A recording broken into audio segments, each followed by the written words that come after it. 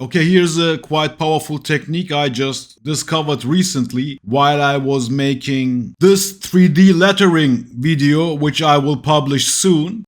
So stay tuned if you like 3D lettering. And that is offsetting round corners. Let me show you what I mean. If you look from the top view, I have this curve with rounded corners and I want to offset this guy. Pressing O, here is the arrow which I drag in order to offset.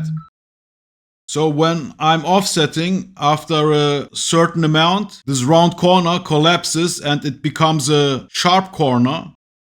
But what if you want to maintain the round corner with this offset? Then you have to make a second offset. Let me show you what I mean. Again, I offset this outer shape, pressing O. That's my first offset and I offset quite a bit, more than the desired offset. So that's the first offset. And now I make a second offset and this time I make an outer offset.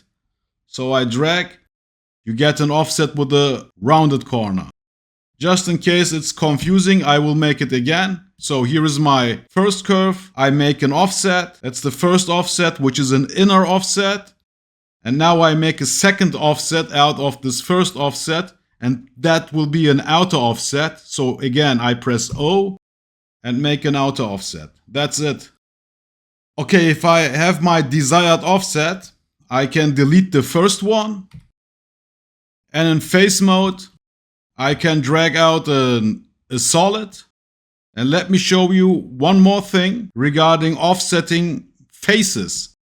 I will deactivate these curves. By default, if you select one face in face mode, the push face command is being activated by default and you can drag along this face and everything is cool.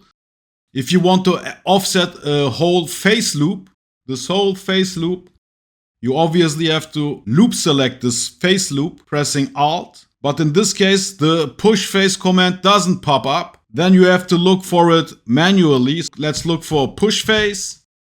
And here it is. And now you can offset this whole face loop. There is one thing you have to be careful when you are offsetting this face loops. And that is these rounded corners. If you offset too much, you will lose them. If you want to loop select this face loop again, you won't be able to select the whole face loop because it will only select until the first sharp edge. In this case, it's here. So be aware of it when you are offsetting face loops. Peace! Meet Botley, a robot which you can build in a 5-hour plasticity course packed with dozens of tips and tricks discussed here on my channel.